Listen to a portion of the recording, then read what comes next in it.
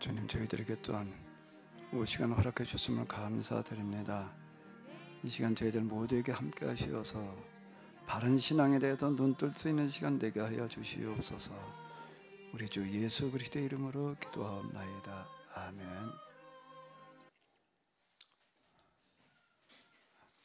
네, 저 자신을 돌이켜놓고 보더라도 신앙생활을 하면서 늘 고민이 뭔가 하면 좀 더 열심히 기도하고 열심히 진짜 전도하고 또 뭐 열심히 뭐 어떻게 하고 참 기도를 좀 많이 해서 좀 뭐 영적인 뭐 좀 성령에 충만해져서 뭐 아니면 능력을 받아서 이제 이렇게 생각을 했어요. 바른 신앙? 바르게 뭘 바르게 말고가 뭐가 있어? 지금 뭐 열심히 못하는 게 문제지라고 이렇게 생각을 했고, 또 신앙생활 하는데 무슨 원리가 있다? 무슨 방법이 있다? 아니, 방법이 예수님 방법이지 뭘 예수님 원리지. 길이고 진리고 생명, 그러니까 예수님이 다 방법이고 길이고 뭐 거기에 다 들어있다, 그냥 이렇게만 사실 생각을 했습니다. 더 뭘 나머지 생각할 여지가 없다 이렇게 생각을 했었는데요. 그러다가 이제 어쨌든 그런 것들이 다시 정리되어지는 그런 시간을 가졌다 제가 이렇게 말씀을 드렸는데, 좀 같이 좀 얘기들을 좀 해주시면 고맙겠습니다.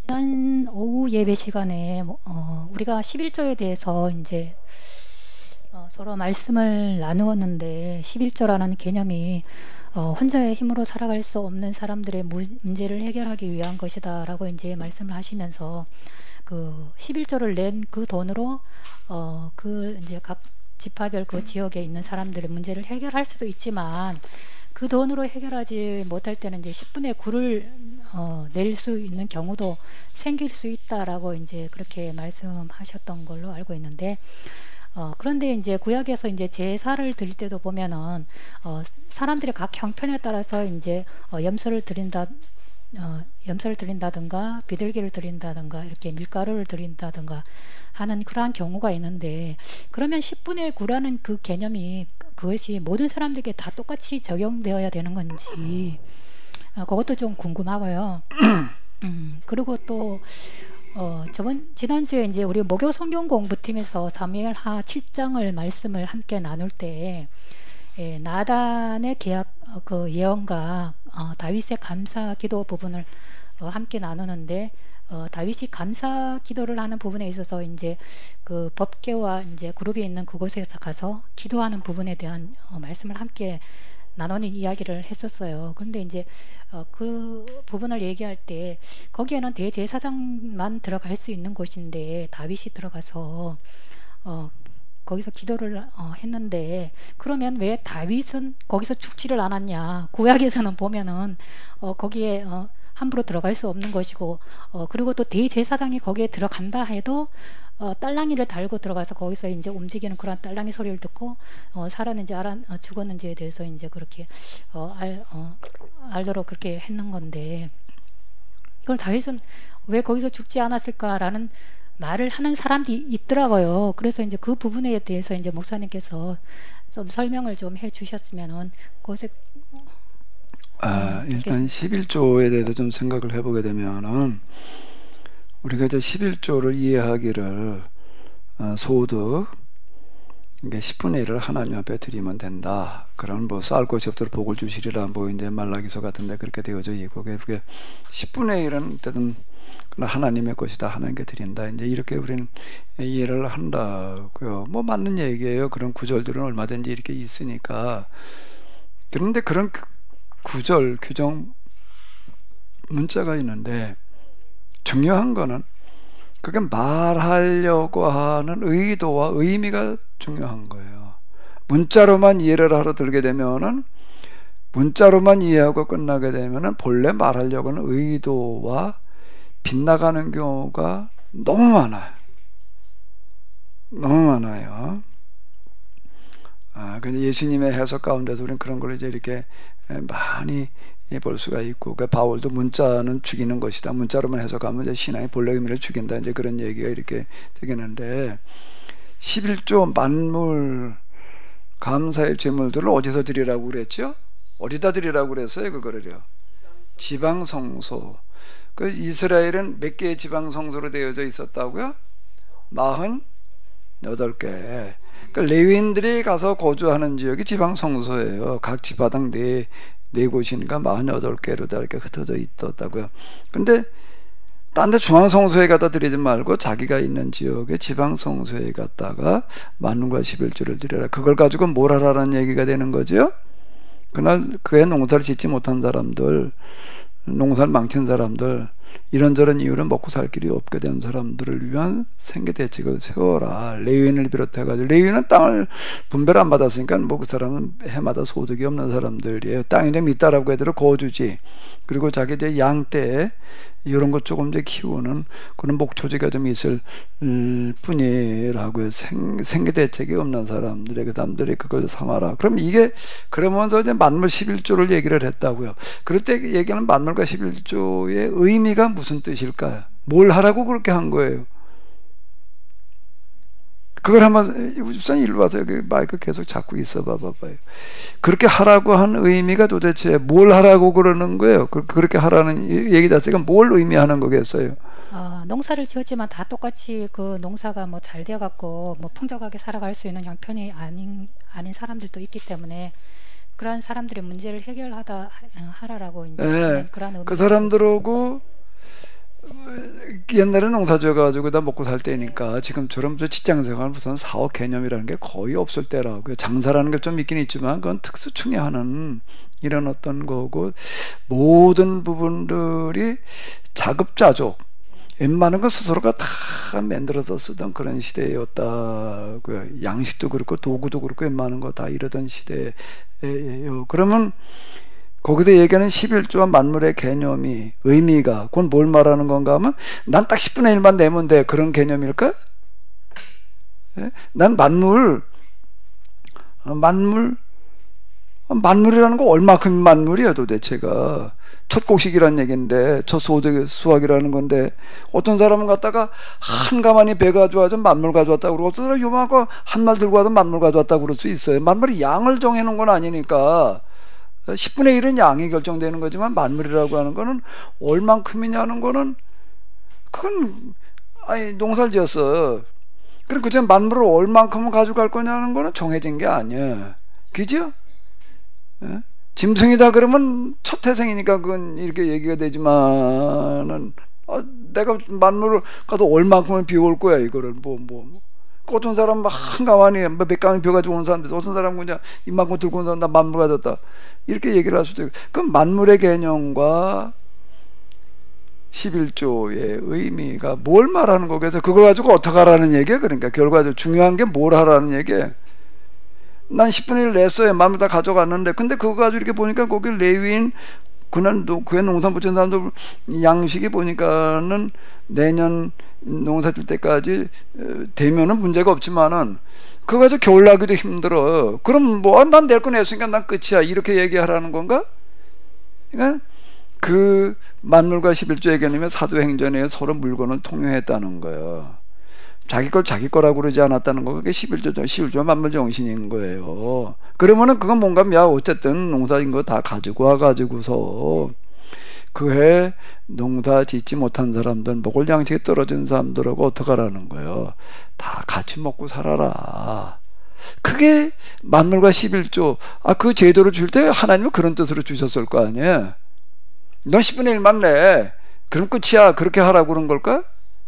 그건 아닐 거 아니에요. 하나님은 그 제도를 주실 때. 그리고 모세가 이제 그런 법들을 창안을 할 때에는, 그러니까 그게 뭔가 하면은 지방성소라고 그런 거라고. 중앙성소가 아니라 이건 하나님께 갖다 내는 개념이 아닌 거예요. 하나님께 낸다는 거가 결국 뭔가 하게 되면 거기에 농사 짓지 못하는 먹을 게 없는 사람들과 같이 먹고 사는 거를 하나님께 드린 거라고 그런 거라고. 그러니까 이게 제대로 된 거예요, 이 신앙이. 근데 고대에 재물 가운데 이런 개념이 있는 종교는 없어요.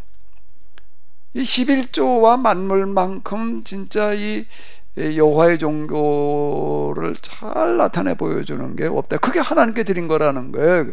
그게 헌금 개념이에요. 그게 제사 개념인 거예요. 근데 이건 필요 없어. 난 몰라. 가난한다 어떻게 돼. 나는 그냥 하나님 앞에 난 양 잡아서 나 지금 하나님 앞에 드리는 거야. 그러니까 난 그런 제사 드리라고 그런 적이 없다. 이렇게 얘기를 하는 거예요. 예언자들은. 그딴 뭐 제사 그거 아주 내가 그냥 아주 그 기름 태우는 냄새에 그냥 아주 내가 이제 구역질하다 못 살겠단 말이야. 누가 그런 뭐 제사 좀 드리지 못하게 성전 먼저 걸어 잠궈라. 성전에 그렇게 제사 드리겠다 그러면 나 성전 다 때려 부시겠다. 이렇게 나오는 게 바로 이런 얘기가 되는 거라고. 난 제사 드리라고 그런 적이 없다는 얘기야. 이걸 말하는 거란 말이 예언자들이. 고와 과번 나그네를 생각해라. 그게 곧 제사고 그게 11조고 그게 금식이고 그게 곧 나를 섬기는 거다라는 건 이런 얘기라고. 그러니까 10분의 1이라는 11조는 산술적인 11조로 얘기를 하면 안 되는 거가 되는 거예요. 근데 경우에 따라서는 그 애는 어떻게 하다 보니까는 농사 못 짓는 사람들이 워낙 많아가지고 10분의 1 가지고서는 어림도 없어.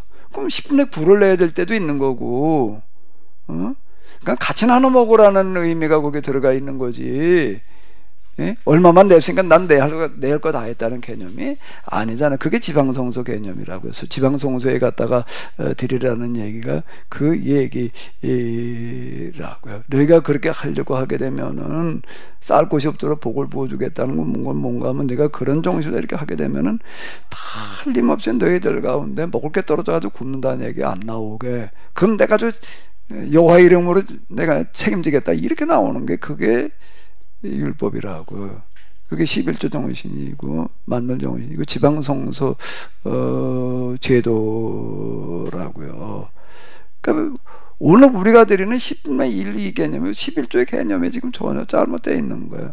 산술적인 11조로만 끝날라고 그런다고 지금 우리는.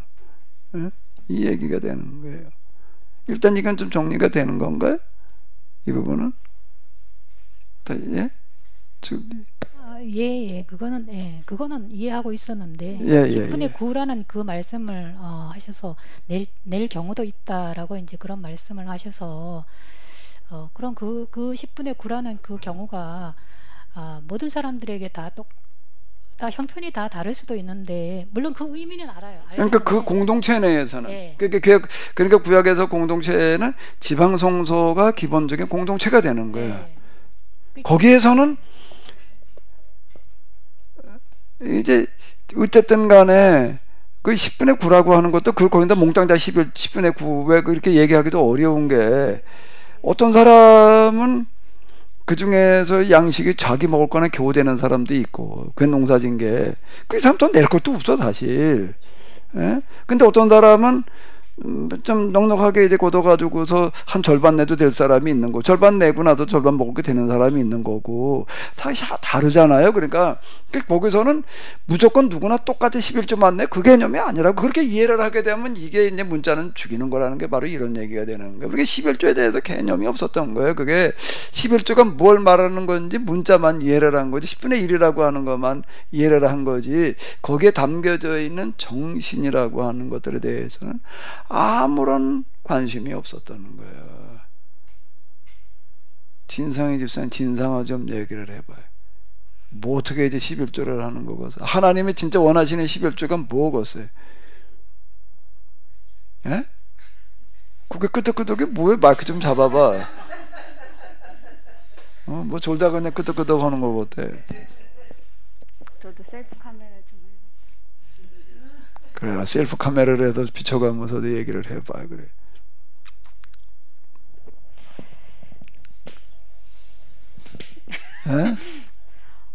지역 공동체 안에서 계약 공동체가 잘 살아갈 수 있도록 서로 돕고 그게 딱 양이 정해진 것이 아니라 정말로 살아갈 수 있게끔 그때그때 상황에 따라서 적용해야 되는데 저희는 너무 문자적으로 10의 1조만 내면 다 하나님의 그걸 다 했다 탁 털어버리고 그 공동체 안에서의 그런 형제 자매는 전혀 돌아보지 않았거든요.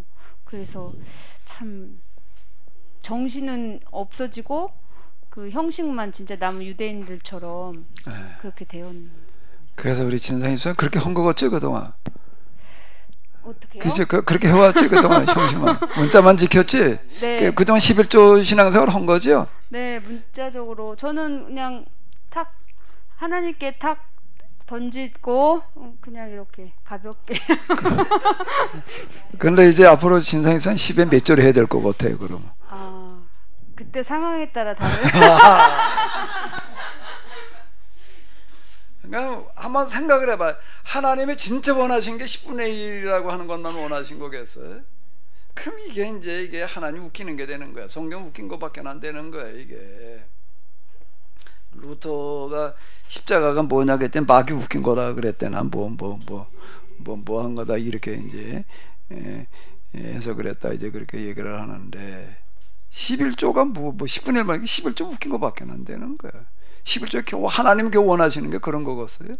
그거는 아니잖아요. 사도행전에 이렇게 뭐 서로 물건을 통용하고 누구도 자기 거라고 그러는데 그 사도들이 그렇게 가르쳤다는 얘기가 되는 거예요.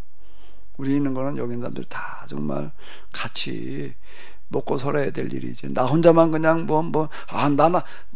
거기다가 또 뭐라고 해. 나는 11절 차 하나님께 복을 주셔서 이렇게 잘 산다고 그러면 이게 더 말이 안 되는 소리라고 앉았는 거야, 이게. 예? 그러니까 어떤 사람은 그 11절 안 해서 그 복을 못 받았나, 그러면? 그 11절 때 열심히 좀 했는데도 뭐 가난한 사람은 많잖아. 예? 그럼 말이 안 되는 일대로 하고 앉는 거야. 말을 안 되는 일을. 그러니까 이게 앞뒤가 전혀 맞지 않아. 그러니까 내가 이제 오늘 아까 낮에도 신앙의 원리라고 하는 건 하나님의 입장에서 그 하나하나를 이해하려고 그래야 된다. 역사 해석도 그렇고. 내가 그렇게 계속 얘기를 하는 게 이제 그런 얘기이고요. 그렇게 또 지금 이건 또 얘기가 또 좀 완전 딴 쪽이기는 한데 그래도 질문을 하셨으니까.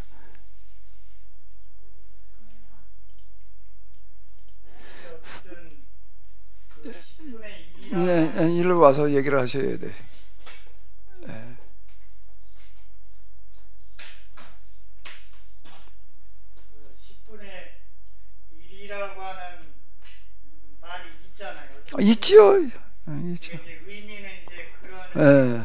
이해가 되지만 어쨌든 10분의 1이라고 하는 말을 쓴 의미가 또 있을 거 아니에요. 그러니까 기준이 이제 근데 대략적인 기준이 이제 만룰과 11조를 이제 그때 당시에 모세가 이제 이런 것들을 기준을 만들어내고 그럴 때에 그래도 그 해에 농사가 안 되고 뭐 어쩌고 저쩌고 이렇게 되는 경우가 한 10분의 1쯤 되지 않겠냐. 십시일반이라고 그러잖아요. 십시일반 뭔가 하게 되면은 밥을 다 싸왔는데 어떤 애 한 사람이 안 싸왔어요. 그러면 어떻게 하면 한 사람이 얼마씩만 내면은 십시일반 한 숟가락씩만 주면 10숟가락이라고요. 숟가락이 또 얼마큼 뜨느냐가 문제지. 그래도 웬만큼 좀 크게 한 입들만큼씩 해가지고서 10사람이 한 숟가락씩 주게 되면은 한 끼 된다고요. 그걸 기준으로 잡은 거죠. 그건 기본적인 기준, 표준이지. 그거에만 매일 일이 아니라는 얘기가 되는 거예요. 거기다 이렇게 딱 고정을 시켜서는 안 되겠지만 어쨌든 그 베드로서나 이제 사도 바울 쓴 서신에 보면은 믿음과 소망을 다 사랑을 얘기할 때 그 사랑을 실천하는 부분에서 그 사도 바울이나 베드로나 이런 분들이 의도했던 거는 아까 목사님 말씀하신 대로 너희들 가운데 못 먹고 못 사는 사람이 없게 하라는 그런 의미로서는 이제 사랑을 실천하라는 의미가 결국 이제 11조를 통해서 그 사람들을 같이 살아라. 근데 이제 아무 기준이 없으면 저희 주위에도 봐도 이렇게 굶어 죽는 사람도 없고. 근데 이게 10분의 1이라고 하는 것도 우리가 이제 완전히 그냥 말로는 좋죠. 말로는 공동체 안에서 못 먹고 못 사는 사람이 없게 하라. 그런 의미를 다 알아들었지만 아마 사도 바울 시대에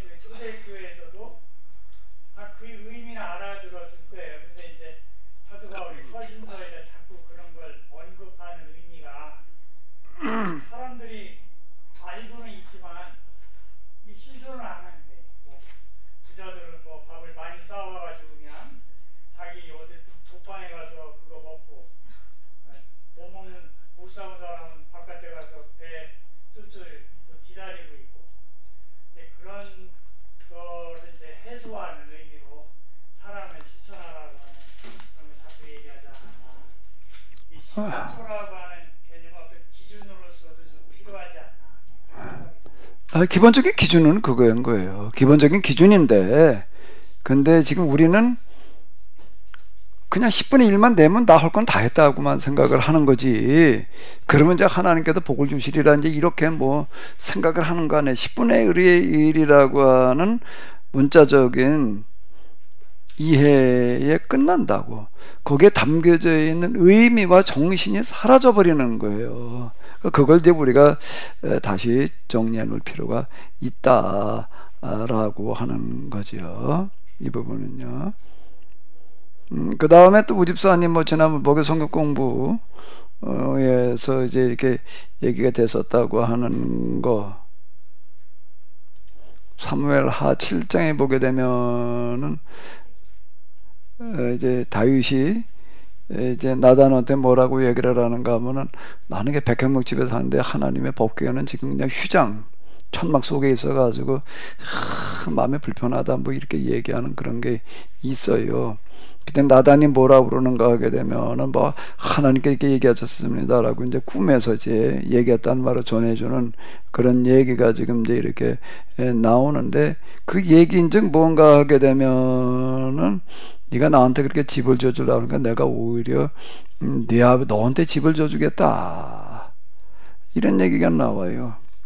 그는 나는 그에게 아버지가 되고 그는 내게 아들이 되리니 만일 그가 죄를 범하면 내가 사람의 매와 인생의 채찍으로 징계하려니와 내가 네 앞에다 물러나게 한 사울에게서 내린 은총을 빼앗은 것처럼 그에게는 빼앗지 아니하리라.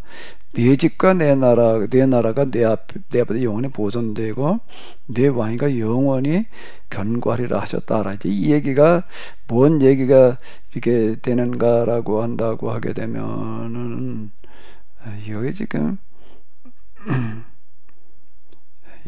그리고 나도 다윗이 이제 하나님 옆에 가서 하는 그런 기도 내용이라는 거게 아주 은혜로워요. 이게요. 다 이런 복 받고 싶어요. 이제 그죠? 여호와 하나님이여 이제 주의 종과 주의 종의 집에 대해 말씀하신 걸 영원히 세우셨사오며 말씀하신 대로 행하사. 이제 이루고 나가는 이게요. 다 뭐 아주 너무 은혜로워가지고 다 이런 복 받고 싶어가지고도 이제 주의 종으로 복을 받게 하옵시고, 다 여기 나오는 종의 집에 복을 주사 주 앞에 영원히 있게 하옵소서. 주 여호와께서 말씀하셨사오니 주의 종의 집에 영원히 복을 받게 하옵소서. 아멘을 안 하네. 이게 뭔 소리냐라고 한다면은, 이건 얘기가 조금 길긴 한데 그래도 좀 얘기가 나왔으니까요. 이제 말씀드리게 되면은, 우리는 사울과 다윗을 너무 오해해요. 너무 오해하는데, 일단 사울은 후계 체제를 세워놓지를 않아요. 사울은 자기 아들에게 왕위를 넘겨주겠다는 개념이 없어요. 이 사람은. 그 사울에게 아들이 몇 있었지만은 그래도 왕위를 이어받을 만한 똘똘한 왕이 누군가 하게 되면 누구였을까요? 요나단이에요. 왕이 전쟁을 나간다, 전쟁 나간다는 죽을 수도 있어요. 그럼 일단 기본적으로 뭐를 해놓고 나갈까? 왕궁에 누구 남겨놓는 거지요? 세자는 남겨놓고, 그리고 누구 대신 중에서도 좀 쓸만한 사람을 보좌하게 해서 문제없이 해놓고 기본적으로 나간다고. 이거 비워놓고 나가게 되면 부대 나가가지고 그래서 그러는 경우가 많아요. 근데 사울은 그 개념이 없어. 아예 아들 중에서도 그래도 진짜 쓸만한 아들이 요나단인데, 요나단은 같이 전쟁 나갔다가 같은 날 같은 시에 같이 죽는다고. 그러고 나니까 어떻게 되는가 하면 사울 집에서 누구 왕위를 이어갈 자식이 없어요. 그건 사울이 뭔가 하게 되면 내가 죽은 다음에 이 왕위를 아들에게 물려주겠다는 개념이 없어요. 그런 생각 자체를 안 해. 그건 왜 그런가 하면, 우리가 사울을 왕이라고 부르지만 그 이전에 사사기의 사사들을 보게 되면은, 사사들은 자기 당대로 끝났지 세습이 아니야. 기드온에게 사람들이 찾아와서 세습을 시켜달라고 그래서 기드온이 고발을 한다고요. 그건 세습이라는 개념이 없는 거예요. 누구도 우리 아버지가 사사했으니까 나도 그때 사사해 그러는 자식도 없고 저 기드온의 아들 가운데 그 게차바니가 그런 놈이 하나 있었다고 그게 하나. 그러니까 길게 나와 있는데 누구도 그런 생각이에요. 그게 이스라엘의 정신이에요. 모세가 자식에게 세습시켜 준 게 아니잖아요. 모세 후계자가 누구예요? 모세는 모세의 아들 이름이 뭐야? 뭐라고 있긴 했지만 이름도 잘 몰라 우리는. 근데 모세 후계자가 누구예요? 여호수아야. 여호수아예요. 여호수아의 후계자는 누구예요? 온니엘이야. 갈렙의 사위. 그 다음 이어지는 거가 그 다음에 온니엘의 후계자는 그건 없어요. 그 다음에 또 누가 적절한 사람이 이렇게 나오고 등장하는 게 이스라엘의 전통에는 세습이라는 개념이 없는 거예요. 근데 다윗은 어떻게 하다가 왕이 돼가지고서 잘 그게 관심을 가지는 게 뭔가 하게 되면 중앙집권을 해보려고 그러는 거야. 지금 왕권을 그냥 휘둘러 보려고 그러는 거. 예루살렘을 이제 강제로 갖다 점령을 하고 그 예루살렘 가서 그렇게 남 땅 뺏어서 살면 안 되는 거예요. 그런 다음에 최대 관심사는 뭔가 하면 이 왕위를 갖다 자식한테 넘겨줘야 되겠는데 그런 명분이 없어. 그런 개념이 여기는 없는 거예요. 이걸 어떻게 했으면 좋을까 라고 그러고 했더니 거기에 제1급 참모가 누구예요? 나단하고 앉아서 이제 조용히 이걸 이제 상의하는 거예요. 야, 이거 좀 세습을 했으면 좋겠는데 이걸 어떻게 해야 되겠냐. 그 수작을 하는 사람이 누구라고요? 나단이야. 나단이 이걸 꾸며가지고 이를 되게 어떻게 하는가 하면 이게 다윗이 자꾸 성전을 지으려고 그러는 거는 우리는 믿음이 좋아가지고 하나님의 교회당 뭐 이런 거지 이게 그 개념이 아니에요. 중앙집권을 하겠다는 얘기가 되는 건데 이걸 어떻게 갖다가 살짝 바꾸려는가 하면 야 다윗이 이렇게 하나님께 그냥 지금 성막에 그냥 휘장 속에 그냥 천막 속에 복개 동그라니 그냥 놓여져 있는데 그래도 왕궁이 저 백항명으로 지어놨는데 너무 나는 안 되겠단 말이야. 하나님의 복개를 가지고 저렇게 내버려둘 수는 없지. 좋은 집을 하나 지어드려야지라고 너무 생각을 많이 하고 그냥 약탈 올 때마다 갖다 그걸 지겠다고 쌓아놓고 그랬더니 하나님께서 귀하게 보시고 뭐라고 말씀하면 야 나는 집이 필요 없다. 대신 내가 너한테 집을 지어주겠다 이렇게 말씀하셨대. 이렇게 이제 이걸 바꿔놓는 거예요. 그게 나단이 하는 수작이 그 짓거리라고 한다는 거라고. 그리고 그 집을 하나님께 지어주겠다는 집이 뭐라는 게 뭔가 하면 내가 그냥 사울한테처럼 하진 않겠다. 사울은 죽어 끝났어요. 세습이 대가 끊긴 거야. 그렇게 하지는 않겠다. 이제 이러고 나가는 거예요. 이러고 나가는 거야. 그리고도 어떻게 하는가 하면 네 아들이 이어서 계속 왕 해먹게 하겠다.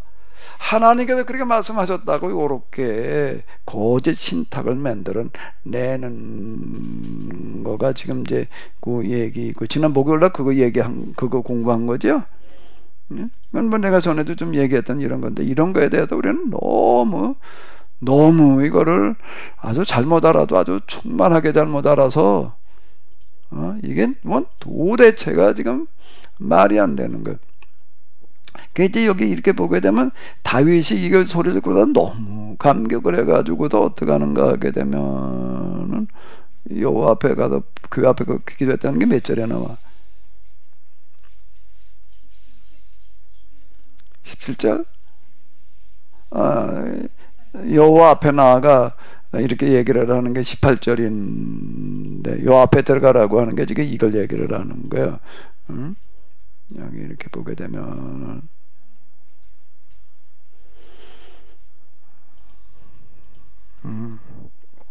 나단의 예언을 듣고 성막 앞으로 들어가 법궤 위에 그룹들 위에 앉아 계신 여호와 앞에 꿇어 앉아 기도를 했다고. 이제 이 정도 들어가서 이게 왜 죽질 않았냐 이제 그 얘기잖아요. 그런 얘기인데 일단 이거부터 이렇게 본다면 그 앞에 들어가서 기도를 했다. 지성소는 대제사장만 아무 때나 들어가는 게 아니야. 대속죄일에나 들어가는 거지. 근데 이건 뭐 이거고 뭐고 없어. 그냥 완전 이건 뭐 지 멋대로야 지금. 지 멋대로고 끝머리에서 보게 되면 뭐라고 나와 있는가 하게 되면은 여기 보게 되면 이렇게 다윗의 아들들은 제사장으로 봉직하였다. 그리고 이제 다윗의 아들들도 제사장을 봉직했다. 이렇게 나와요. 제사장은 아론의 후손만 되게 돼 있는 거예요. 그러면 다윗이 지금 지성소 법궤 앞에 꿇어 엎드려 기도했다는 건 뭘 말하는 거예요? 지가 대제사장 노릇을 하고 있는 거예요. 자기가 대제사장 노릇을 하고 앉았고 아들들을 갖다가 또 제사장으로 임명을 해놓고 지금 이런 짓거리를 하고 앉았는 거라고. 이거 우리가 똑바로 봐야지 되는데 근데 왜 죽질 않았냐? 왜 안 죽었어요? 그래.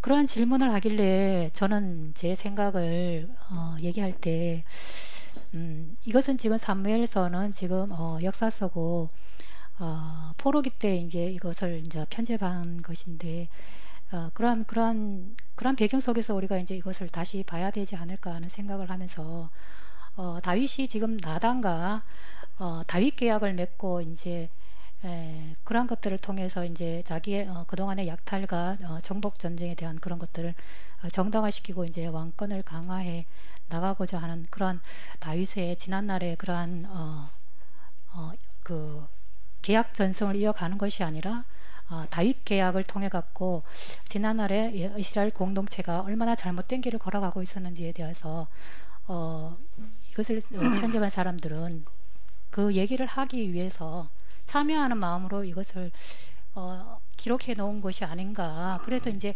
다윗이 뭐 대제사장 들어가야 되는 그러한 지성소에 들어가는 거에 대해서 왜 죽지 않았느냐에 그런 것들을 얘기하기보다는 이것을 통해서 무엇을 의미하는지 또 얘기하고자 하는지에 대해서 우리가 알아봐야 되지 않겠나. 그것이 중요하지 않겠어요 하고 이제 저는 그렇게 얘기했거든요.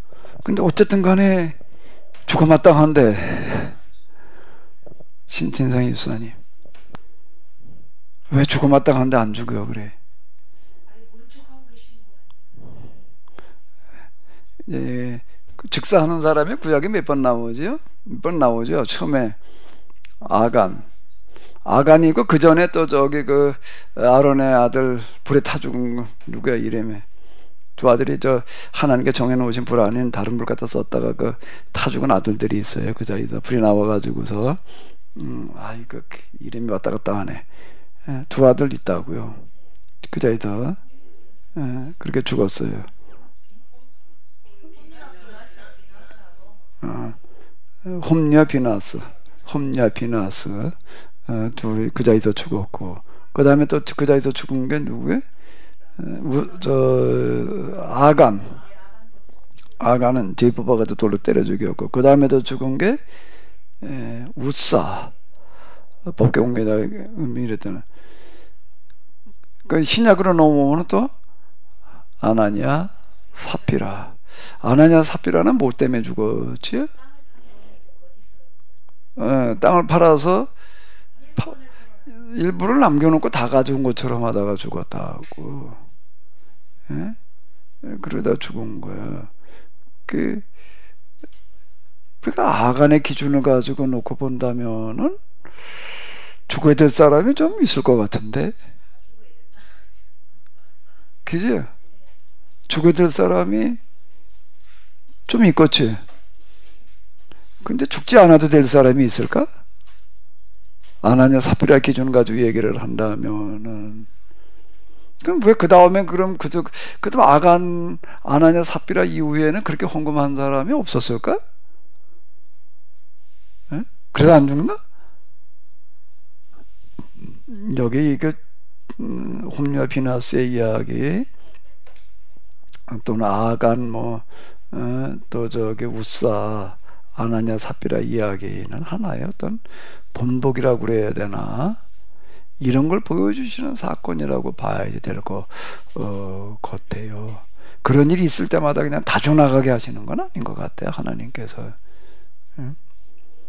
그랬다가는 뭐 살아남을 사람이 없을 것 같아. 그러니까 본보기로다가 한번 이렇게 해놓으시는 어떤 이런 것이지 매번 그렇게 하시는 거는 아니다 라고 할 때에 우리는 아주 뭐가 좀 속 시원할 것 같은가? 막 하나님께 누굴 본보기로 보여주셨다? 다윗이 들어가서 이 짓거리 할 때 그냥 그자도 죽었으면 하는, 하고 왜 그냥 내버려뒀냐, 이제 이렇게 우리는 생각할 수가 있어서 그런 질문을 이제 이렇게 하게 되는데, 우사까지는 그럼 우사를 통해서 그렇게 이제 법궤에 대해서 법궤를 이용해 먹지 말아라, 이제 그 얘기가 되는 거거든요. 근데 다윗은 또 그걸 이제 또 이제 계속 그런데도 불구하고 넘어가는 거, 하나님께서 매번 그렇게 하시는 것 같지는 않아요. 매번. 본보기는 더 불공평한 것 같아요. 그렇게 말씀하시면. 그러지요. 네. 다윗이 본보기여야 되는데. 아니요, 그게 아니고 똑같은 죄 저질렀을 때 똑같이 벌을 받아야지. 처음이라든지 뭐 의미 있는 일이라서 본보기로 얘는 벌을 받고 그 다음도 똑같이 죄를 지었는데 왜 그거는 더 나쁘죠. 더 알고 있는데 안 했으니까. 그렇게 안 하라고 그러는 게 아니야. 본보기를 한번 보여주셨어요. 아간의 본보기, 우사의 본보기. 그러면 그 다음엔 그거를 어떻게 해야 되나? 그 다음에 어떻게 해야 돼? 하나님께서 본보기를 보여주셨어요. 하나님께 매번 그렇게 하시진 않는다고. 그러면 그걸 기준으로 그 다음에 어떻게 해야 되나? 그걸 못하게끔 그 당시 대제사장을 비롯한 지도자들이 그 기준을 가지고 하면 되는 거예요. 그걸 안 하니까 지금 그렇게 해야 될 다윗이 앞장서 가지고서 지금 뭉개버리고 있는 게 문제가 되는 거지. 그걸 안 해도 된다 그 개념이 아니라 그걸 기준으로 다 해가지고서 이제 아간의 예를 들어 가지고 또 계속 이제 전쟁을 하는데 약탈물 가운데 가서 은닉하는 자가 있으면 그건 우리가 이제 처단한다, 아간처럼 이렇게 돌을 쳐 죽인다, 그 법을 만들어서 시행을 해야 될 거 아니에요. 그 다음에 사람이 해야 될 거지 매번 하나님이 죽게 만들어 놓으셔야 될 일이 아니라는 거예요. 그 저기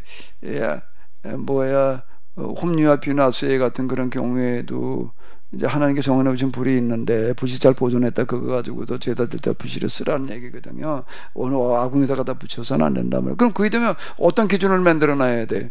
제사장 규칙 가운데 그런 기준을 만들어 적용을 해야 되는 거고, 아나니아 삽비라 사건 이후에는 그러면 어떻게 되는, 교회 안에 무슨 기준이 만들어져야 되는 거예요?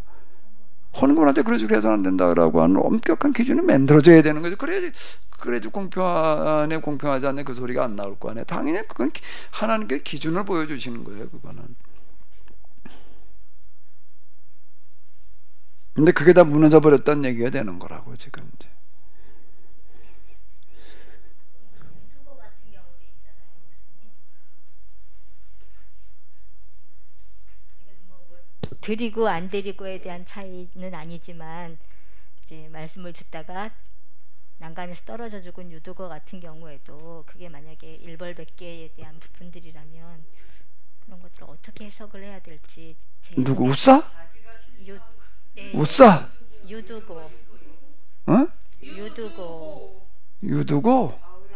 유두고야 그거야 뭐 실족사라고 그래야 되나 뭐 그건 뭐 마다 졸근이 다 때려 죽여라 그렇게 할 수 있는 얘기는 아니잖아. 다 떨어뜨려 죽여라 말이야. 졸았다 그러면 저 창문에 떨어뜨려다 죽여라 그렇게 기준 만들 수는 없는 거 아니야. 그 졸다가 피곤해도 그냥 사실 그건 스스로 자기 과실이지 그걸 기준으로 만들어 가지고 졸면 다 2층에서 떨어뜨려라 그렇게 할 수는 없는 거 아니야. 그래서 이제 저 같은 경우 저희도 그런 이야기가 나왔었거든요. 그래서 이제 재해석에 대한 부분들 아니었을까라고 하는, 물론 지금 말씀하신 거 다 같이 공감하면서 그런 이야기들이 다 같이 나왔었고요. 그리고 그런 것들이 재해석에 대한 문제들 아니었을까라고 하는 이야기를 같이. 그러니까 유두고가 재해석의 문제라는 게 무슨 뜻이에요? 유두고는 아니고 유두고가 아니라 이제 저희가 사무엘하 7장 8장을 나누면서 이제 아니 다윗 같은 경우에는 저 에봇을 입는 자체부터 시작해서 성전에 들어가서 기도하고 뭐 점을 치는 이러한 이야기들, 그런 여러 가지 잘못된 일들이 계속적으로 있었었는데 그런 부분들은 별로 하나님이 손을 안 대신 상황이니까 나중에 이제 뭐 다윗의 왕조에 대한 정당성을 합리화하기 위해서 이제 나단 시탁이 이루어졌었던 이런 것까지는 다 그렇지만 다윗이 그때까지 살아 있었기 때문에 포로기 기자들이 그렇게 재해석을 했었던 거 아니었을까라고 하는 이야기를 같이 나눴었어요. 아니, 그러니까 나단의 얘기가 재해석한 거다?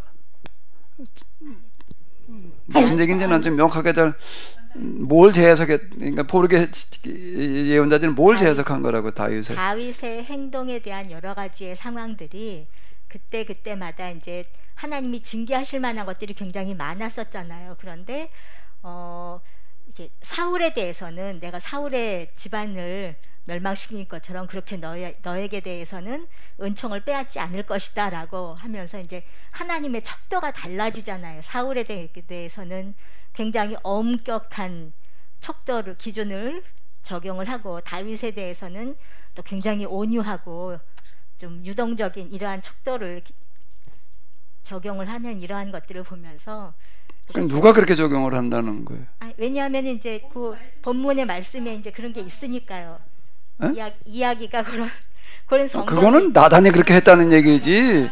사저 이 계약 이걸 기록하고 있는 신명의 예언자들이 그런 기준을 갖다가 사울에게 적용한 그 사울에 그렇게 하고 다윗에게 이렇게 했다는 얘기가 아니라 나단이 그렇게 날조했다는 얘기를 지금 적어놓은 거라고. 그거는 재해석을 해가지고서 사울은 그렇게 해석을 하고 여기 이렇게 해석했다 그 얘기가 아니라 나단이 그런 식으로다가 이제 이거를 이제 완전 날조해 나갔다 신탁을 이제 그 얘기를 지금 그대로 적어놓은 얘기거든. 재해석의 얘기가 아니라 이건 사실을 그대로 사실을 여기다 지금 기록을 해놓은 얘기라고. 이건 해석한 얘기가 아니라 신명기 예언자들이 나단의 신명기 하 7장은 해석한 기록이 아니야. 사실을 그대로 전달하는 기록이지 이거는. 그래서 이제 아까 그 우집사님 이야기했던 것처럼 이거는 참회사관이기도 하고 고발하는 내용이다라고 하는 것을 이제 저희도 그렇게 같이 이야기를 나눴었는데 그런 부분들로 그렇게 마무리를 지으면 되는 거 아니었었나라고 하는 생각이 좀 들어서요. 이제 우리가 기록 당시와 이제 사건 당시를 이제 우리 같이 염두에 두면서 얘기를 해봐야 될 텐데요. 이제 우집사님 뭐 얘기하신 거를 좀 이렇게 생각해 봤는데 다시 이제 오늘 우리 레레미야 50장과 51장으로 돌아가 가지고서요. 이제 우리가 신앙생활 하는 데 있어서 지켜야 될 기본적인 원리와 이치라는 거를 조금 더 가지고서 한번 좀 얘기를 나눠보시자고요. 오늘 말씀 중에요. 저는 이제 그 새망치라는 개념은 빨리 들었는데 금잔이라는 라는 비유는 빨리 와닿지가 않거든요. 금잔이 어떤 뜻인가요? 자. 본문을 읽어보자고 이제 우리가 51장 7절 어디 금잔의 의미 좀 얘기해 보셔. 몰라서 물었는데 아니 50장 7절이라고 그래. 내가 51장 7절이라고 그랬으니까 지금 그걸 얘기를 하라고 그런 거예요. 이여삭 사모님 보고 얘기를 하라고 그런 게 아니라 네네. 누가 51장 7절이라고 금방 그랬잖아. 예, 금잔은 보기에 화려하고 그렇지만 그 안에는 술이 담겨 있고 술은 마시면은 취하고 결국은 패망의 길로 갈 수밖에 없는 거가 술이잖아요. 그런데 이제 그 금잔도 처음에는 화려하지만 나중에 쓸모 없어지면 그것도 역시 깨트려져서 아무짝에도 쓸모없는 그런 것이 되고 만다. 그러니까 처음에는 바벨론이 엄청 부흥하고 뭐 정말 세상 부귀를 다 누리는 것처럼 화려하였었고 그 화려한 이면에는 주변의 많은 나라들을 술 취하게 해서 그러니까 주변의 많은 나라들을 이제 패망시켰다는 거겠죠. 패망시키고 나중에는 깨트려지는 그런 신세가 된다. 그런 뜻 아닌가요? 바벨론은 여호와께서 사용하신 금잔이라는 게 뭔 소리야? 하나님께서 그걸 사용하셨다는 거예요. 그리고 그 안에는 온 세상을 그 잔에는 온 세상을 미치게 하는 술이 담겨 있었다는 거예요. 뭘 미치게 하는 거지? 그러니까 자 다시요. 바벨론은 하나님께서 사용하시는 쇠망치는 때려 부시니까 이제 뭔지 이해가 되는데, 금잔이라고 하는 건 도대체 뭐냐? 하나님께서 사용하시는, 꼭 하나님께서 뭐 갖다 마셨다는 얘기? 하나님께서 술 마시는 금잔이라는 얘기가 아니라 무슨 금잔이라는 거예요? 온 세상 사람들이 와서 마시는 술이라는 거예요. 근데 그 술은 마셨다면 다 뭐가 되는 거예요? 미치는 거예요. 미친다는 게 어떻게 되는 걸 말하는 거예요? 뭐가 미치는 거예요? 그러니까 한번 생각해. 이건 미치는 술이야, 이거는. 정신이 뭐 잘못되어지는 건가? 글쎄, 정신이 뭐가 어떻게 잘못돼? 그러니까요. 가치관의 혼돈? 자, 이 술을 마시면 다 미쳐버리는 술이에요. 근데 하나님 그걸 쓰시다, 하나님께서 쓰신 금잔이라는 거예요. 일단 그러면 그걸 마셨다면 다 미쳐. 미치는 게 뭐가 어떻게 되는 거예요? 미쳤어요, 지금. 탐욕과 약탈과 그런 무력으로 지배한 바벨론이잖아요. 그 바벨론이 그렇게 이제 그런 걸로 지배해서 크게 강성한 모습을 보고 주변 나라도 그와 비슷하게 따라하려고 하는 그런 모습도 있을 수가 있고. 그걸 얘기하는 거라고요. 저 나라가 저렇게 커져가지고서 말해 그냥 주변 나라인데, 근데 어떤 거야? 그거 당했어, 지금 당했는데. 그래, 당하니까 다 봐, 보면서 다 어떻게 하고 싶을까? 우리나라도 좀 저렇게 하고 싶은 거예요. 그지요? 네. 그걸 얘기를 하는 거라고, 지금 미친다는 얘기가. 그게 미친 거지, 그게 제정신이야? 예를 들어 우리가 이제 일제 지배받을 때 일본이 그냥 뭐 여기다 만주국을 세웠잖아요. 우리 옛날에 우리나라 땅에 고조선 고구려전 땅에다 만주국을 세웠어요. 그리고 이제 중국까지 한번 겨뤄.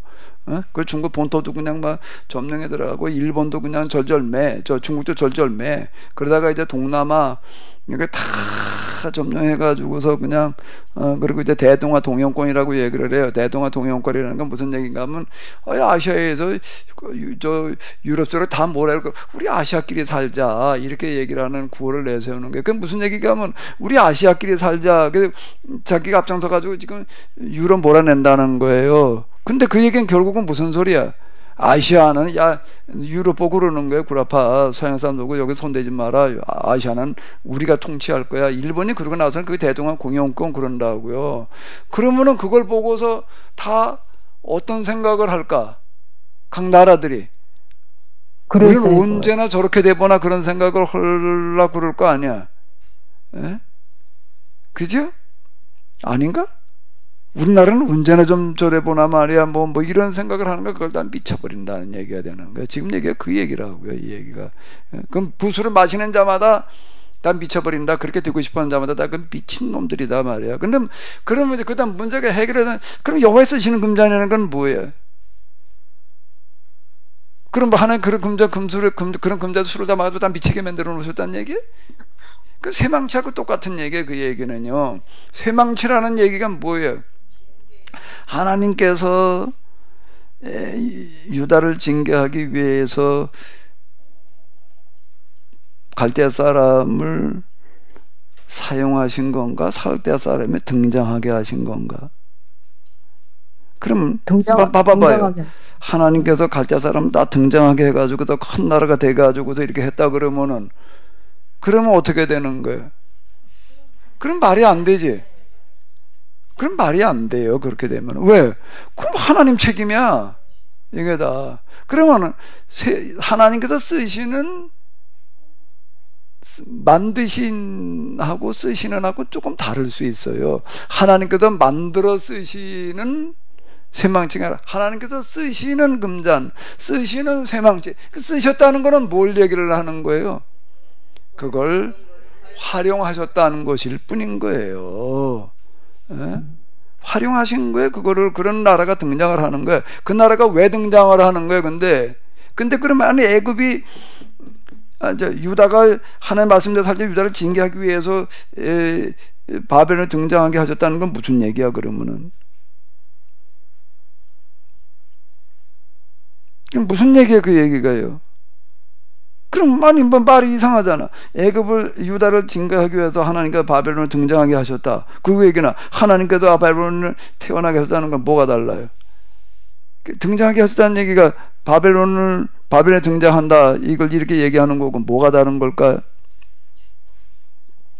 연대 순서로 놓고 본다면은 이스라엘 사람들이 가나안에 들어가는 거는 1500년경이에요. 그리고 지금 이제 그들이 망하는 게 500여 년경이니까 몇 년 지나는 거죠? 1000여 년이 지나가는 거예요. 1000여 년이 지나가는 거라고요. 지금요. 다윗까지가 500년이 걸린 거고 거기서 또 대략 크게 이제 봐도 500여 년 지나고 1000년의 시차가 있는 거예요. 그러면 이스라엘이 가나안에 들어가 가지고도 하나님 말씀대로 살았더라고 한다면은 주변 나라들이 다 가나안화 되어지는 거야. 사사기라고 하는 것은 이스라엘 사람들 가나안에 들어가다 가나안 일곱 부족들을 다 죽이고 몰아내 가지고서 땅 차지한 게 아니야. 그 사람들 섞여 살면서 그 사람들을 다 이스라엘화 시킨 거라고요. 예? 그리고 그 다음에 가나안 일곱 부족이 이스라엘을 시키는데 몇백 년이 걸려서, 그러니까 이제 사무엘에 와가지고서는 주변 나라들을 그렇게 만들자라고 하는 거가, 아말렉과의 전쟁을 선언하는 게 그 얘기야. 사울 체제를 만들어 놓는 거가, 이제는 우리가 좀 공격적으로 나가가지고서 우리가 이제 주변 나라들 하나하나를 다 이스라엘이 시키자. 그게 이제 사울왕 체제. 근데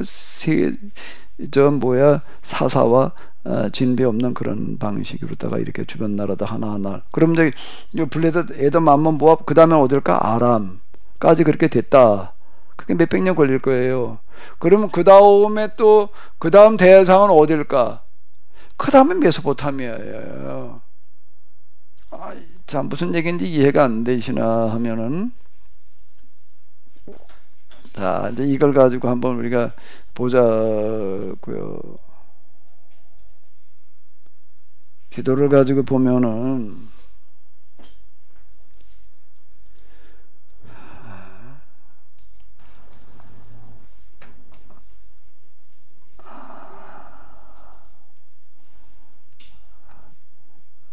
뭔 때깔로 해야 되려나, 이걸로 해볼까.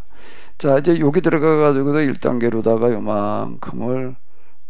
요만큼을 이제 가나안화 시켰어요. 가나안이 이스라엘을 시켰어요. 이제 사무엘은 주변 나라 저만큼까지 하자는 거예요. 예?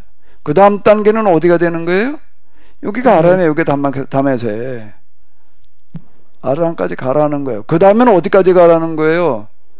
여기까지 가라는 거예요. 이렇게.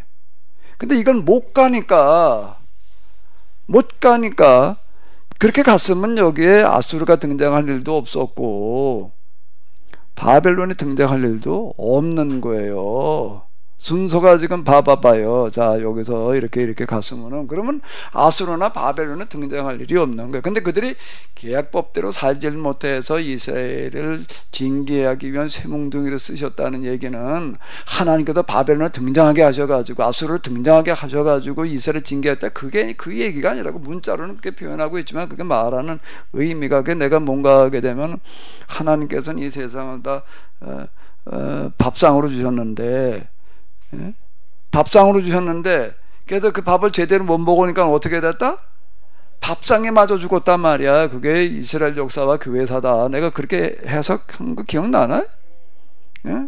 세상을 하나님과 밥그릇으로 주셨는데, 그 잡아먹으라는 얘기가 그 얘기라고. 베드로에 내가 그 얘기를 해석하면서 내가 그렇게 얘기를 했다고. 잡아먹으라는 얘기가 그 얘기다. 실제 아주 쉽게 얘기하면 단 너의 먹거리를 주셨다. 근데 나쁜 말로 하면 식민지배하라는 얘기지만, 이거 식민지배하라는 얘기가 아니라고요. 다 이렇게 이 세상에 하나님 나라의 영역을 이렇게 넓혀가라고 이렇게 주셨는데, 근데 그 역할을 제대로 못하면 반대로 이번 무슨 일이 벌어진다는 거예요? 거꾸로 그 나라들에게 아주 난폭하게 받은 난장판이 되고 지배받게 된다. 이게 기본적인 원리예요, 이게요.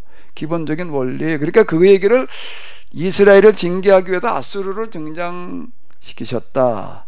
또는 유다를 징계하기 위해서 바벨론을 등장하게 하셨다. 표현은 그렇게 하지만은 그게 말하려고 하는 게 이런 얘기라고. 그러니까 지금 심는 대로 거둔 거예요. 지금 할 걸 못하고 저 혼자는 먹고 살겠다고 하다가 오히려 여기에 아수르 바벨론 등장을 해가지고도 다 망하게 되는 거고, 똑같은 그런 얘기가 되는 거죠. 그러니까 문자로다가 이거를 하는데 뭐 일일이 다 이걸 얘기하려고 하는데 이게 특히 성경이라고 하는 게 일일이 다 세밀하게 설명하려고 하는 방식이 아니잖아요. 그러니까 거기에 들어있는 은폐 함수가 암시적인 기록인데 그게 들어있는 것들을 기초로 해도 이렇게 재구성을 해가지고서 그 상황을 잘 풀어내야 된다. 내가 이렇게 얘기를 하는 거라고. 그거가 뭔가 하면 금잔이고 뭐라는 얘기예요? 무쇠몽둥이다. 그 금잔이라고 하는 게 마시면 다 취한다는 얘기가 다 그렇게 돼보고 싶은 거야. 이놈에게 일본처럼 한번 뭐 돼보고 싶은 거야. 그런 게 진상임 집사님 생각 속에는 없지. 더 많아? 겉으로는 아닌 것 같은데? 그거를 뭐라 그러는가 하면은 마시는 자마다 미친다는 거예요. 미치는 술잔이었다. 근데 그게 지금 근데 하나님께서는 이걸 통해 가지고도 거꾸로 이스라엘 징계하는, 이거는 정말 비극 중에도 이런 비극이 없는 거예요. 그걸 쇠몽둥이 이런 표현을 쓰고 있는 거예요 지금요. 근데 그나마 이제 유다가 망하니까 너는 이제 더 이상 이제 쓸모가 없어졌어. 너는 이제 죽은 시체야.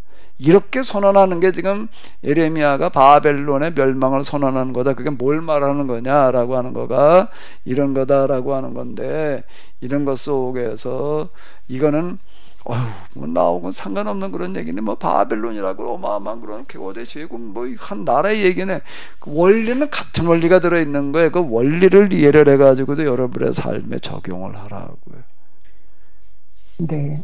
목사님 지난번에 뭐 장로님 말씀하신 것처럼 큰 교회 지향주의 뭐 또 목사님이 그 수단과 방법을 가지 않고 교회 부흥을 위해서 성공시키고자 하는 그 마인드 다 같은 원리로 봐도 되겠네요. 그게 이제 하나님께서 일단 미친 술자냐, 그게 이제 금자냐. 네. 교회 성장이라고 하는 거가 뭔가 하게 되면은 그 사모님이었다 보니까 그 얘기를 하신 것 같은데 네, 얘기 네. 잘하셨어요. 저도 그랬던 사람들이한테. 그 술 마시고 미쳤었지요? 네네네. 깨어났나? 그게 하나님이 기뻐하신 줄 알았어요. 뭐 이제 목사님 돌아가시고 나도 혼자 남아서 이제 뭐 깨고 말고 할 것도 없지 뭐 이제. 자, 다 미친 술잔이었다고. 그게 지금 다 그냥 교회 성장만 하면은 뭐 하나님께서 기뻐하시는 줄 알고 그냥 그렇게 다 미쳐 날뛴 거야 사실. 내가 그 모습을 보고도 충격을 받아가지고서 내가 교회 목회 현장에 들어왔다가 내가 충격을 받아가지고서 뭐 어땠다는 게 바로 그 가서 보니까 다 미친놈들이야. 강사도 미친놈이고 술 취한 소리 오고 앉았더라고. 와 있는 사람들은 눈동자가 다 아주 그냥 다단계에 모인 사람들하고 다를 바 없는, 그걸 지금 얘기하는 거예요. 다 그렇게 돼보고 싶은 거예요. 지금 큰 교회 만들고 싶은 이런 난 미친놈들이었어 그동안. 술에 취한 게 아니라 성령에 취했다고 그래서 그렇게들 말하잖아요. 누가 성령이래 그거를. 그럼요. 거기서 이렇게 막 열심을 내서 하시는 분들은 술이 취해가지고 헛소리 떠고 헛소리 떠는 사람이 뭐래. 나 절대 술 취해서 하는 소리가 아닌데 그 소리 계속 하는 거고 똑같은 짓들을 한 거예요. 그동안 우리는 목회라고 하는 그런 근데요, 목회자들이 다 미친 자들이었어. 미친 술잔을 마시고 있다 미친 술에 취한 자들이었다고. 그때 교회가 이 모양이 된 거예요 지금. 나는 감리교회 옆에 무슨 세미나 해보거든. 뭐 무슨 세미나를 한다나 그러고 뭐 또 하나 뭐 온 거 보니까 미친 팜플렛을 보내고 있더라고. 뭐 예배는 계속돼야 된다라고 나와 있던가. 뭘 이러고도 또 그냥 뭘 또 그걸 목회 세미나 한다고 보내가지고도 뭐해서 또 지랄들을 하는 거 같아. 개지랄 것도 미친 지랄들을 하는 거야. 내가 그러니까 딱 보면서 이야 참 이 와중에도 여태 말에 이러고 몇백 명씩 모여가지고 지랄들을 하더라고. 그걸 세미나라는 이름으로다가 말에 교단에도 뭘 추진한다나 이러고 그걸 난 이런 정신 나간 놈들이 있나 말이야. 내가 그거 보면서 내가 정말 하나님 여호와께서 주신 금잔이었다. 그 술에 그 안에 뭐가 들어있다고? 술이 들어서 마시는 자마다 미친 짓거리들을 하고 앉았는 거야 지금. 아주 이게 이 예레미야서가 지금 오늘 우리의 이런 것도 하나하나 진다는 얘기에는 참 아주 그 기본적인 원리 도식이 딱 들어있는데, 그게 이사야서도 대선지이고 그러지만 예레미야만큼 생생하게 들어있는 걸 찾아보기가 어려워. 근데 목사님 연결해서 질문하는 건데요.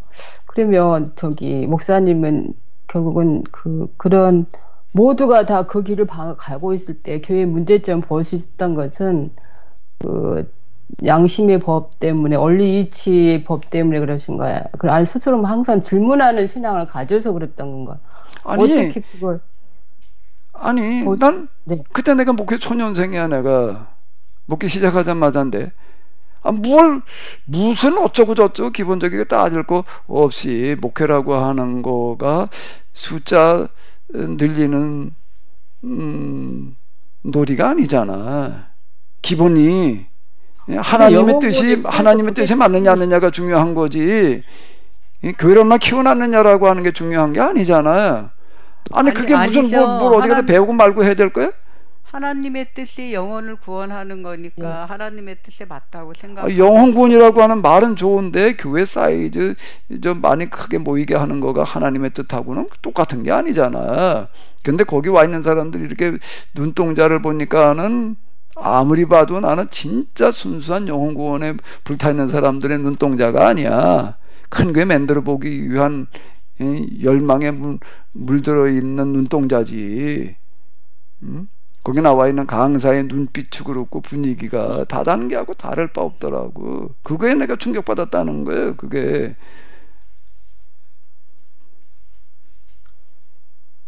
내가 그때 아주 그냥 작정을 하는 게 뭔가 하게 되면 나는 교회 성장으로부터 한번 내가 초월해보자 말이야. 어떻게 하다 보니까 그 동네에서 시작을 했는데 뭐 성장할 때가 아니니까 그러니까 난 죽을 때까지 여기 있다가 그냥 만다. 그러다가 이제 내가 여기 둔데 여기로 올 때 내가 굉장히 갈등 많이 했어요. 내가 그 동네를 안 떠나려고 그러는데 이제 어떻게 하다 보니까 이게 떠나게 됐다 이래가지고서 이제 목사님 오전에 아까 설교하실 때 저는 이제 그 부분이 처음에 말씀하신 계약법과 예언서에 제대로 모르면 성경을 모르고 제대로 알 수 없다 이렇게 하면 저도 거기에 100% 공감합니다. 목사님께 듣거나 공감하는데 목사님 하나님의 경험에서만 이게 가능하다고 하셨잖아요. 이게 해석이 그것도 이제 저도 그것도 공감하고 그러면 이제껏 수많은 신학자들 목회자들 하나님 경험이 없어서 난 하나님 경험 못해서 이건 몰랐습니다 하고 그럼 하나님 옆에 책임에서 자유로울 수 있을까요? 저는 그게 그럼 어떤 사람이 하나님 경험을 할까? 그래서 목사님이 그 교회의 문제점을 봐가지고 이렇게 됐다고 그랬잖아요. 진지하게 네. 진지하게 하나님을 찾고 구하는 사람한테는 만나게 돼 있어요. 그 법이에요. 진지하게 찾는 법. 진지하게 정말로 하나님을 찾고 구하는 사람은 누구나 만날 수 있게 돼 있어요. 그 법이에요. 그게 학문적인 어떤 그런 욕심, 목회적인 욕심 말고 그걸 작고 투영을 해도 하나님께서 원하시는 거가 교회 성장의 영혼구원이야. 말은 영혼구원 교회에서 목사들이 그냥 대쪽하고 그런 게 진짜 영혼구원 하려고 하는 열정도 있지만은 그렇게 교인들한테 전도하라고 그러고 있는 내면의 속생 가운데 또 뭐가 많은 부분을 차지하고 있을까? 성공주의. 그래 전도에다가 교회 좀 키우자는 거지. 예? 그건 안 들어있나 그 속에? 진짜 순수한 영혼구원만 들어있나? 하나님께서는 그걸 못 보실 것 같아요. 겉으로 이렇게 포장해 놓은 거고 알맹이가 뭔지 구분하지 못하실 만큼 그렇게 하나님 어수룩한 분이 아니라고요. 그렇습니다. 하나님은 중심을 보세요. 정말 뭘 찾고 뭘 원하는지를. 그런데 하나님께서 보시기에 만나주실 만한 중심을 가지는 그런 중심이 그렇게 많은 것 같지가 않아. 그럼 틀림없이 그건 아니 햇빛이 여기 내리쬐. 어떤 사람한테 햇빛을 가서 받을 수가 있나? 햇빛에 나간 사람은 햇빛 쬐는 거예요.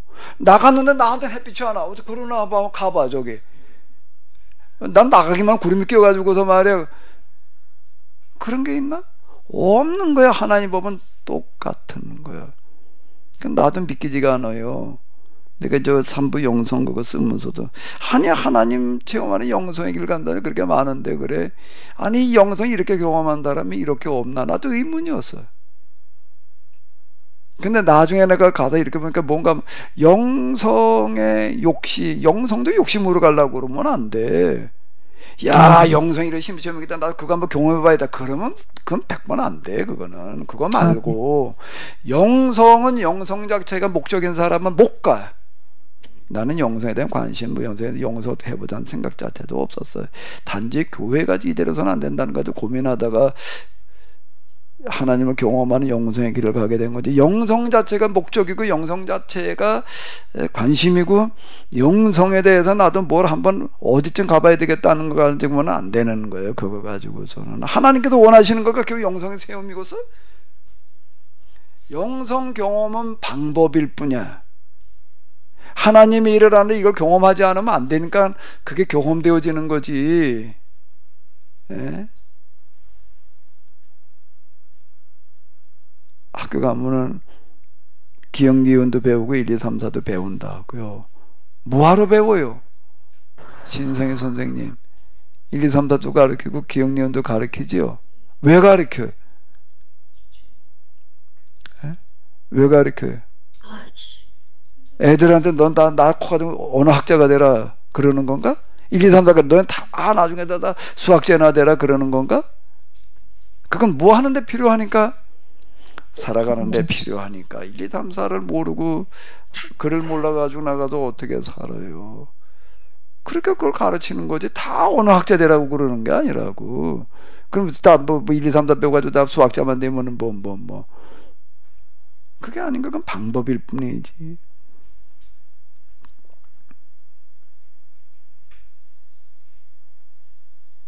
진지하게 하나님을 찾으면은 그나마저 하나님께서 가장 좋은 길로 인도해 주시는 것 같아요. 자, 이제 오늘 우리가 좀 정리해야 될 게 있어요. 이 시간에 뭔가 하게 되면은 제일 중요한 거예요. 우리 신앙생활하는 데 제일 중요한 게 뭐라고요? 기본적인 원리와 이치인데 그게 뭔가 하나님께 이 모든 걸 다 주관하신다는 거예요. 그러니까 모든 우리 주변에 일어나는 일들에는 다 일이 가지고 있는 뭐가 있다는 거예요. 하나님께서 쓰시는 그게 어떤 거는 금잔이고 어떤 거는 쇠뭉둥이야. 응? 그 중에 하나가 지금 코로나가 지금 그런 역할을 하고 있는 거예요. 코로나에 대해서 여러 가지로 이해할 수가 있지만 어느 입장에서 이해를 해봐야 된다고요? 하나님은 왜 또 이걸 왜 보내셨을까라고 하는 측면에서 코로나 하나님께 보내셨나? 그럼 코로나 하나님 보내셨으면 말이 돼? 그럼 그 보냈다는 걸 뭐 그렇게 표현할 수밖에 없어요. 코로나는 왜 생겨난 거예요? 탐심의 결과예요. 오용의 결과예요. 너무 우리는 많이 먹었어. 너무 우리는 소비를 많이 했어요. 아니 요즘 옷 입다가 해져가지고 더 이상 깊다 더 이상 이제 기울 수가 없다 그래가지고 버리는 사람이 몇 돼. 저는 호연 난닝구라는 거 있죠? 난닝구가 뭐예요? 난닝구가 난닝구지 뭐. 난닝구도 그 입다가 해지면 어떻겠나? 또 흔 난닝구 못 쓰게 된 거 잘라서 다 못 쓰게 돼도 버리지 않았어요. 둬뒀다가 그놈 잘라서 또 기우고 이제 더 이상 기울 수가 없을 정도로 이제 낡았어. 그럼 그 다음에 뭘 했나? 걸레로 썼지. 행주로도 쓰고 이거 허여니까 그죠? 아니 난닝구 갖다 흔 난닝구 갖다 행주로 써본 거 그렇지 말은 언제 썼다고? 옛날이 언제야? 못 살 때가 언제냐고 구체적으로 몇 년대 얘기야. 아니 진짜 그렇게 살았잖아요. 난닝구 다 떨어진 그 다음에 그거 행주했다고 그거 가지고서 복해서 그거 행주하고 뭐 짜가지고서 뭐 이러고 쓰고 걸레 다 그렇게 쓰고 근데 그것도 못 쓰게 되면 그 다음에 더 이상 이제 쓸 방법이 없을 때 버리고 이러고 살았지 우리가. 70년대만 하더라도 다 그러고 살았다고. 근데 요즘 낯익고 그렇게까지 입나? 에? 요즘 낯익고는 옛날 낯익고 해지지도 않아. 이는 뭐가 잘 안 해져. 거기다 저 폴리에스테리 좀 섞어가지고서 순면만 가지고 해놓는 게 아니라 조금 이제 혼방으로 만들어 놓고 이런 것들 다 해지도 않는다고. 양말은 어떻게 신었어요 옛날에? 양말 신다면 뚫어졌어. 그럼 그 다음에 어떻게 하나? 또 흔 양말 못 쓰게 되면 하나 잘라가지고 이렇게 뒤꿈치. 조인숙 사모님 양말 좀 귀여 보셨어요? 가정과 선생님. 끼지는 않고요. 네. 뚫어졌으면은 실로 이렇게 얽어가지고 꿰매는 봤어요. 아, 그건 조금 뚫어졌을 땐 가능하지만 뻥 뚫어지면요 잡아 당겨가지고 꼬매가지고는 되지도 않아요. 그때는 이만큼 잘라가지고 갖다가 뭐 전기땀만 속에다 뭐 둥그런 걸 넣고 꼬맨 데나 어쩐 데나 뭐 그렇게도 꼬매기도 하고 그래가지고 그때 또 신어. 그러다 뭐 기우는 데가 또 뚫어져. 그리고 거기다 또 덧대고 또 덧대고 또 덧대고 그러고 신었다고. 그러다가 이제 더 이상 못 신게 되면 그 단지 발등 쪽은 잘 안 해지잖아요. 발바닥 쪽이 많이 해지지. 그럼 그것도 절대 안 버려. 뒀다가 또 안 떨어진 데는 또 잘라서 붙이고 또 잘라 붙이고 또 잘라 붙이고 그리고 신었지. 어디 발 좀 다 들어봐. 어디 기운 양말 신고 온 사람 좀 어디 좀 보자고. 그건 게을러도 꼬매져. 어디 그것만 여기 어디 떨어지면 발 뒤꿈치가 중요해. 여기 어디 꼬맨 발뒤꿈치 꼬맨 양말 있나 한번 보자고. 조금 묻다가 보면 버리고 그게 이렇게 만들어 놓은 거예요. 결과가 이렇게 되니까 그 결과가 재앙이 되어서 올 수밖에 없는 걸 하나님께서 쓰시는 쇠망치, 하나님께서 쓰시는 금잔 이렇게 얘기를 한 거라고요. 그럼 코로나는 하나님께서 보내신 거다. 그 보내셨다는 표현을 왜 쓰는 거라고요? 하나님께서 만드는 법이 그렇다는 거예요. 이게 항상 자업자득이에요. 자업자들이고 자충수고 자멸이에요. 네. 하나님은 절대 멸망시키시는 분이 아니에요. 구원하시는 분이시지. 근데 왜 하나님이 세상 심판하신다. 하나님은 심판하시는 분이 아니에요. 구원하시는 분이 구원자지. 심판은 뭘 말하는 거예요? 자멸이에요. 심판을 막으려고 하시는 분이지 심판하시는 분이 아니에요. 그 하나님 심판하신다는 건 법이 그럴 수밖에 없다. 그 하나님은 법이시다. 이런 의미이지 하나님의 심판하시는 분이 아니잖아요. 하나님 코로나를 보내시는 분이 아니잖아요. 근데 코로나가 올 수밖에 없는 상황을 지금 만들어 놓는 거예요. 구약에 메추락이라는 사건이 있습니다. 메추락이라는 사건이 있고 만나라는 사건이 있어요. 공통점이 있는데 만나를 가져올 때 어떻게 하라고 그랬는가 하면 하루 먹을 것만 가져오라는 거예요. 근데 이틀 먹을 거 가져오면요 다 썩어요. 썩으면 뭐가 되나? 병원 그냥 병나 죽는 거예요. 메추라기를 또 주셔서 하도 고기 타령을 하니까 메추라기를 줬는데 그냥 아니 먹을 만큼만 잡아놓으면 되는데 뭐 제일 적게 잡은 사람도 10가마나 잡아놨대나?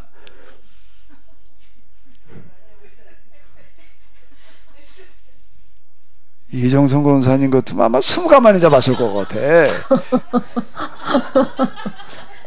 아니 도리깨질 들구나 도리깨질 했을 것 같아. 딴 사람보다 일량이 많아가지고 몇 배 잡았을 것 같아. 근데 뭐라고 해야 그 메추라기 고기가 아직 이빨 사이에 있을 때 전염병이 돌아가지고 죽었다. 그 전염 하나님께 보내다가 하나님 저 만나가 썩은 거는 곡물이니까 좀 나아.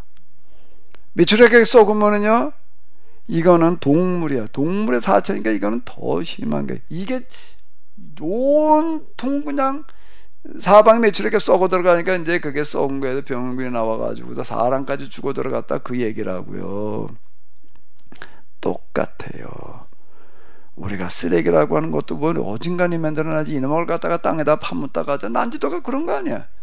쓰레기 섬이잖아 그게요. 그러다가 이제 그게 안 되니까 그 다음 바다에다 갖다 버리다가 바다에다 갖다 버리는 이놈은 게다 어디로 가 그래. 버림 끝인가? 또 태우니까 좀 눈에 배이진 않지만 이놈 연기는 또 어디로 가 다 그게 태우는 뭐 그는 그러면 이 연기, 독가스, 먼지는 어디로 가? 이게 다 우주 공간에 대기권, 지구 대기권 속에 퍼져가지고서 지금 이 모양이 된 거예요. 코로나라는 게 등장할 수밖에 없는 그런 온상이 지금 돼버리고 만 거예요, 지금. 근데 그동안 이런 거에 대해서 우리가 진짜 철저하게 회개하고 돌이켜야 될 텐데, 근데 너무 많이 이제는 하도 오염을 시켜놔가지고 계속 오염시키고 있고 이래가지고 이제는 이 지구 환경이라고 하는 게 콧구녕으로 숨 쉬는 건 살아남을 수가 없다. 콧구녕뿐만 아니라 이 식물까지도 웬만한 거 다 죽게 생겼다. 그러니까 대멸종의 시대가 왔다고 지금 이렇게 얘기를 한다고. 이게 돌이킬 방법이 없다. 참 이 지경까지 온 거예요 지금. 이거보다 지금 더 심각한 얘기는 없어요 지금요. 우리 손주 낳는 건 좋은데 걔 살 세상이 있을지가 문제예요 지금. 예? 앞으로 시차가 뭐 20몇 년 남았네, 30몇 년 남았네 그러잖아요. 지구 시간표 그 나오죠 요즘요. 예? 이제 그게 뭐 200년, 300년 남았다는 얘기가 아니야. 20년, 30년 남았다고 이렇게 얘기를 한다고. 그게 얼마나 정확할지는 잘 모르겠는데 그만큼 심각하다는 거는 맞아요 지금요. 왜? 극지방에 지금 얼음이 다 녹아 내려가서 이제는 하루 얼마큼 양이 녹아 내려가는데 가속도가 붙어가지고 점점 더 녹는다는 거예요. 그건 뭐 틀림없는 얘기인 것 같아요. 이런 상황에도 우리는 이제 이거 어떻게 해야 될 건가? 막을 길이 이제는 없는 거예요 사실. 그런데 예레미야서에는 그 원리를 우리에게 말을 해주기 때문에 원리를 알게 되면 방법을 아는 거예요. 예레미야는 이렇게 얘기를 하는 거예요. 뭐라고요? 지금이라도 회개하기만 하면은, 회개하고 어떻게 하기만 하면, 계약법을 지키기만 하면은 저 바벨론은 물러간다는 거예요. 바벨론이라는 거는 이스라엘이 제국화를 못해가지고도 흥망성쇠라고 하는 게 세상을 지배하는 법인데, 역사 속에 흥망성쇠라는 현상이 들어있는데 계약법 흥망성쇠로 잠재우는 거죠. 흥망성쇠 흐름 중에 하나가 아니에요. 흥망성쇠 가운데도 바벨론이 등장해서 여기까지 왔지만은 근데 이게 초자연이 지배한다는 겁니다. 그런데 이스라엘이 여기서 계약 공동체가 지금이라도 늦었어. 근데 지금이라도 철저하게 회개하고 계약법으로 돌아가기만 하면은 어떻게 하겠다는 게 하나님께서 개입하셔서, 지금 개입해가지고서 바벨론이 온 게 아니야. 그죠? 타이밍이 절묘하게 지금 맞아서 들어오는 것일 뿐이지. 하나님이 바벨론 등장하도록 개입한 게 아니에요. 왔어. 근데 여기까지 왔어. 근데 개입이라는 게 있다는 겁니다. 이번에 직접 개입하시는 직접 개입이라는 게 있다는 거예요. 이건 간접 개입이야. 지금 바벨론이 오는 건 간접 개입인데 그 쓰시는 금잔 쇠망치에. 근데 여기도 계약법대로 살기만 하면 하나님께 직접 개입하셔서 이걸 물러가게 하시겠다는 거예요. 그게 뭔가 하면은 자꾸 일어나 보니까 없어져서 어떻게든 하나님께 개입을 하셔서 어떻게 갑자기 밤에 저 전차 굴러오는 소리, 말발굽 소리가 그냥 진동을 하게 하니까 자단 바벨론 사람들이 기겁을 해가지고서 야 이게 어떻게 된 거냐, 이 한밤중에 말이야 왜 이렇게 전차 굴러오는 소리가, 지금 말발굽 소리가 저렇게 그냥 요란하냐, 야 저 애국 군대가 몰려오면 다 도망가는 거예요. 애국 군대가 왔나면 아니야. 이건 하나님께 개입하셔가지고서 전차 몰려오는 소리, 말발굽 소리가 들리게 하는 거예요. 왜? 이들이 계약법을 지키니까 하나님께 개입하셔서 물러가게 하시겠다는 거예요. 이건 직접 개입을 이렇게 하시겠다는 게 하나님의 방식인 거예요. 그런 얘기 계속 하고 있죠. 그게 지금 여기서 우리가 뭔가 하게 되면은 계약법대로 돌아가서 살려고만 하면은, 똑바로 이해하고 살려고만 하면은, 그 다음에 어떻게 하시겠다는 거예요. 하나님께서 개입하신다는 거예요. 이 개입이 이제는 무슨 전차 굴러오는 소리, 말 달려오는 소리 정도가 아니라 우리의 망가진 자연환경을 다시 회복시킬 개입을 하시겠다는 거예요. 아멘. 근데 그걸 하자는 거예요 지금. 이게 원리와 이치예요. 이게 이거를 믿는 거가 진짜 신앙이야. 믿는 자를 보겠느냐가 이제 이거라고요. 아멘? 아멘. 아멘? 진짜 믿어져요? 우리 이정호 장로님 사회 보시느라고 정장을 하고 오셨는데 와서 마이크 좀 잡아봐요. 오늘 뭐 사회부로 오셨으니까 이제 소명을 다 하고 가셔야지. 어떻게 이정호 장로님 어디 진짜 믿어지시나 좀 얘기 좀 해봐요. 우리 과학 선생님 앉아서 얘기 좀 하세요. 아주. 사람이 최선을 다 해야죠. 환경제도 교회 수식을 이렇게 읽다가 보면 항상 목사님께서 적어주셨잖아요. 인류 문명, 현대 문명과 인류의 공생. 공생한다고. 이제 그 기사를 봤는데 이제 농사를 짓잖아요. 농사 지을 때 보면 이제 지금 항상 까만 비닐을 이렇게 덮고 거기다 이제 구멍을 이렇게 뚫어가지고 여기다 뭘 심어요. 그럼 풀이 안 자라요. 근데 이제 자라게 해서 수확할 때까지 크면 좋은데 이제 그걸 다 걷어야 되잖아요. 이제 걷을 때는 이렇게 막 찢어지고 막 흩어지고 그래서 쪼가리까지 주기가 참 힘들어요. 이제 고추대 같은 거 되게 보면 비닐끈으로 막 이리저리 이렇게 해서 안 쓰러지게. 그러면 이제 그거를 그냥 어떤 사람은 그냥 대충 그냥 가위로 끊어가지고 뽑아버려서 버리는데 저는 그냥 조그만한 비닐 쪼가리 날리는 것도 다 집어가지고 그거 안 남기게, 땅에 안 남게. 검은 비닐도 마찬가지. 근데 이제 그 기사를 보면은 이게 참 우리나라 그 중소기업에서 흙에 묻은 폐비닐도 보통 이제 뭐 비닐에 음식이 묻거나 뭐 흙이 묻거나 그러면은 재활용이 잘 안 되거든요. 근데 이건 상관없어요. 상관없고 그냥 뭐 폐비닐 그냥 갖다가 거기서 그냥 기름을 짜내는 거예요. 경유 폐비닐 가지고 경유가 돼요. 거의 뭐 비닐의 80% 정도를 좀 기술이 조금 계산하면 90% 정도까지. 왜냐면 이 경유랑 성분이 비슷하니까 탄수하고 수소로 돼 있거든요. 그리고 이제 재작년인가 외국에서까지 큰 기사가 났는데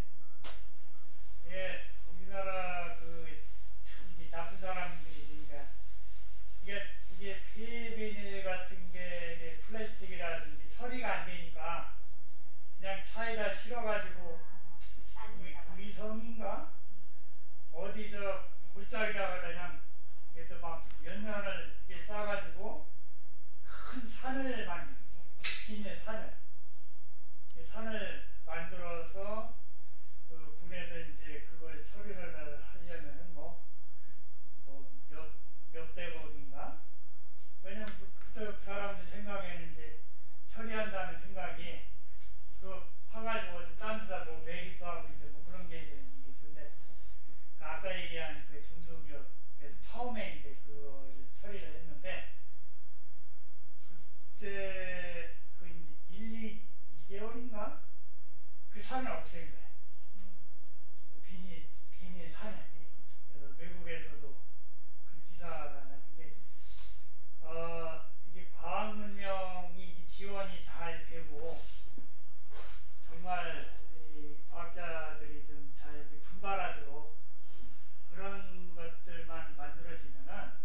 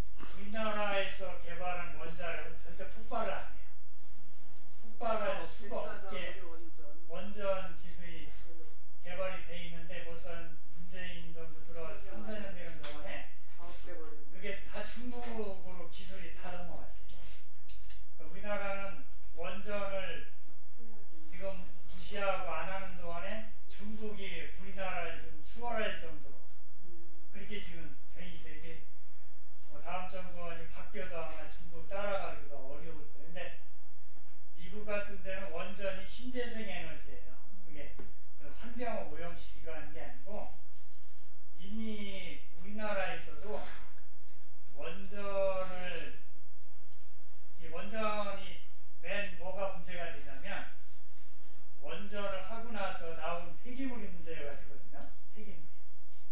근데 이미 폐기물까지 다 처리할 수 있는 기술이 다 있어요. 근데 그런 걸 깡그리 무시해버리고,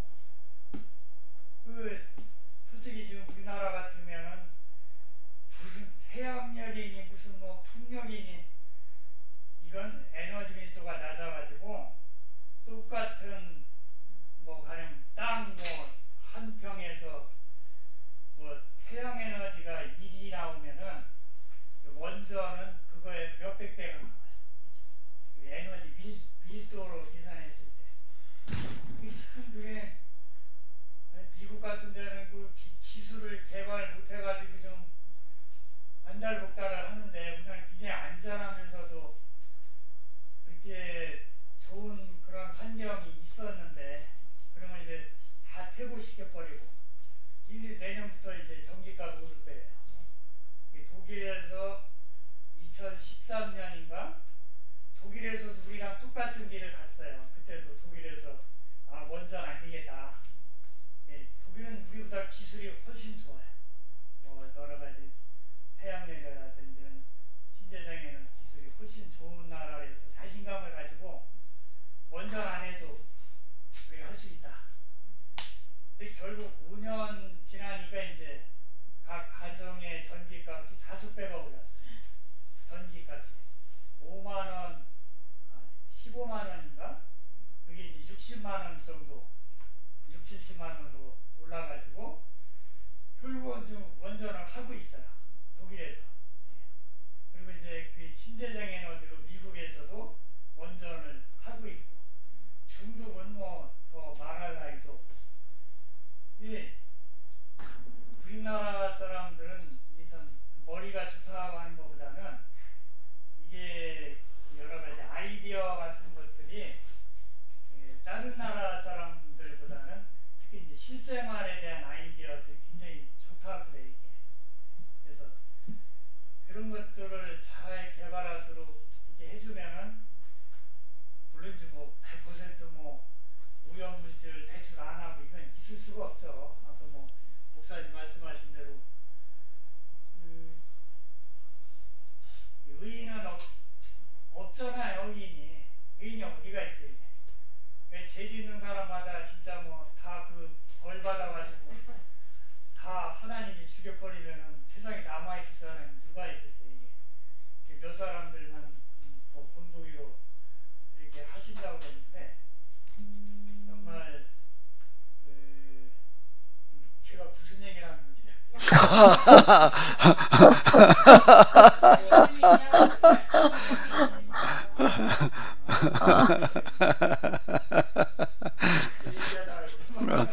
지금 중요한 얘기 하시는 거예요, 지금요. 네, 하여튼 환경 문제에 대해서 이제 애들하고 수업을 해요. 수업을 해가지고 이 5번째 멸종은 이제 아이들하고 이제 왜 멸종이 왔는지 그 당시에 그 멸종의 원인이 되는 상황이라든지 얼마나 멸종이 되고 뭐가 멸종이 되고 그것도 하고 이제 6번째 멸종을 지금 이제 이번 주부터 다루게 되는데 뭐 멸종에 대해서는 솔직히 뭐 2가지 관점들이 있어요. 이제 미국의 그 스탠퍼드 대학에서 리포트를 냈는데 2015년 정도까지를 보면은 그 멸종률이 멸종하는 비율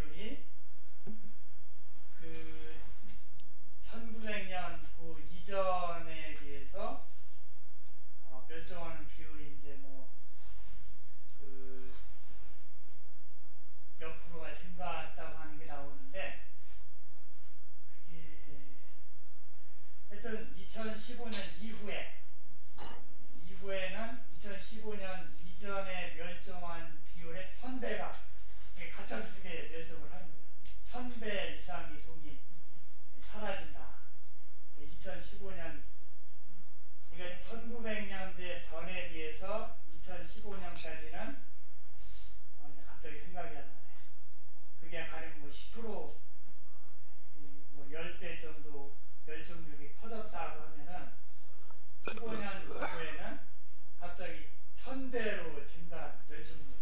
그러니까 어마어마하게 증가를 해서 이게 70년 후에는